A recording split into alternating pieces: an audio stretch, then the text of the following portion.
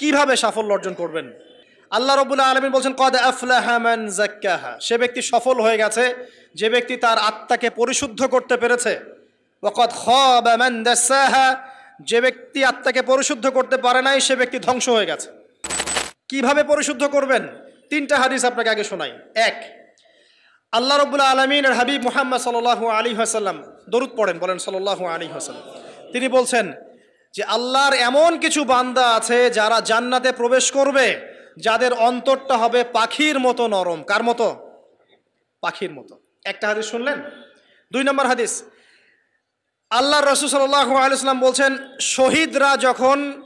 শহীদদের আত্মা যখন আল্লাহর কাছে পৌঁছায়, আল্লাহ রাব্বুল আলামিন সেই আত্মাগুলোকে সবুজ রঙের কিছু পাখির মধ্যে প্রদান করেন এবং সেই পাখিগুলো আরশের নিচে লণ্ঠন আছে এখানে বসে থাকে এবং তারা জান্নাতের যে কোনো জায়গায় যায়, ঘুরে খাবার খায়, আবার ফিরে আসে।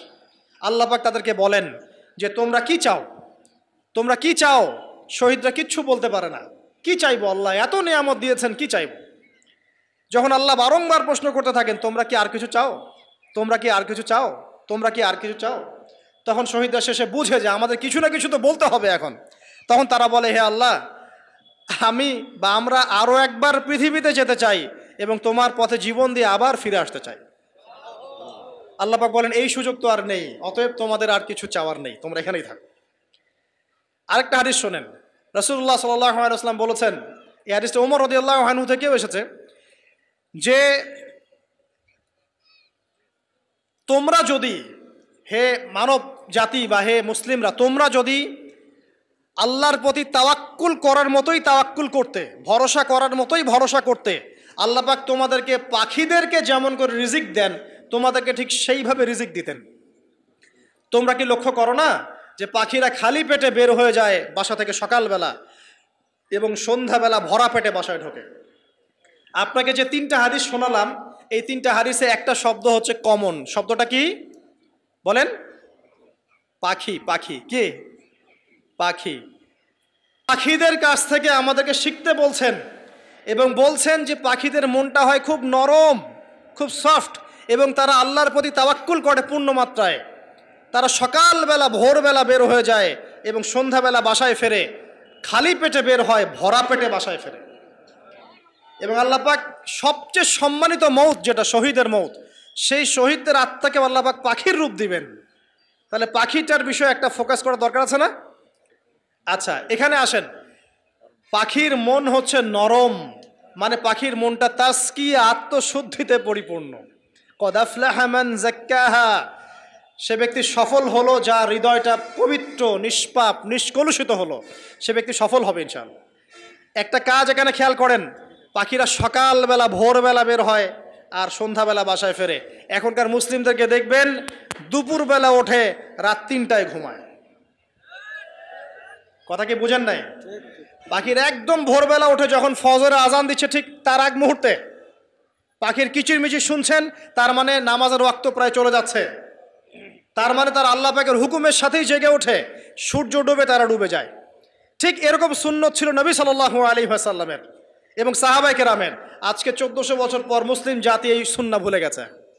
আর আমাদের সুন্নত দেখবেন, যদি কোনো রকম উঠেও ফেলি ফজরে, আবার 12টা পর্যন্ত ঘুম, আরও বেশি।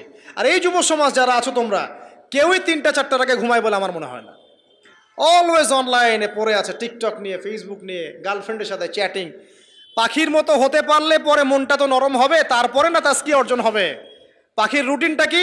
ভোরবেলা বের হয় আর সন্ধ্যাবেলা বাসায় ঢোকে। অতএব আমরা যদি রাসূলুল্লাহ সাল্লাল্লাহু আলাইহি ওয়াসাল্লামের সুন্নাহ মতো ওই ভোরবেলা উঠতে পারি আর আর্লি নাইট ঘুমিয়ে যেতে পারি এবং সারাদিন যদি রাসূলের সুন্নাহগুলোর উপর আমল করতে পারি, তাসকিয়া অর্জন হবে ইনশাআল্লাহ। কথা বুঝতে পারছেন? 2, পাখির মতো নরম মন লাগবে। এখনকার আমরা যারা বেঁচে আছি আমাদের মনগুলো কঠিন। কেমন কঠিন? পাথরের মতো কঠিন। আমরা যখন দেখি একটা মাইয়েতকে নিয়ে যাওয়া হচ্ছে জানাজায়, আমাদের কোনো ফিলিংস কাজ করে না। জানাজা যাচ্ছে, জানাজায় দাঁড়িয়ে মোবাইলটা টিপাটিপি করছে, জানাজার সাথে চলছে, কোনো ফিকির নাই যে এই জানাজা আমার হবে কালকে, ওই মোবাইল টেপাটিপি করছে। আমি এমনও দেখেছি, দাফন করা হলো মাইয়াতকে, দাফন করার পরে চারপাশে মানুষজন জড়ো হয়ে গল্প করছে, ভাই আপনার ওই জমিটার কি খবর, আপনার ওইটার কি খবর? বিজনেস কেমন চলছে? চাকরি কি অবস্থা? এই যে মাইয়াতকে পাশে দাফন করলো, কোনো ফিলিংস নাই, কোনো ফিলিংস নাই। আমি আত্মশুদ্ধির কথা বলছি। আত্মশুদ্ধির জন্য আপনার মনটাকে পাখির মতো সফট নরম করতে হবে। যখন আপনি সফট নরম করবেন এবং আত্মশুদ্ধি অর্জন করবেন, তখন দুই ডানা মেলে আপনি আকাশে উঠতে পারবেন ইনশাআল্লাহ। আত্মশুদ্ধি অর্জন না করতে পারলে ডানা কেটে পড়ে যাবে, তখন আর আকাশে উঠতে পারবেন না। কোন আকাশে? ওই যে শহীদের রূহ যে আকাশে চলে গেছে, ওই আকাশ। অতএব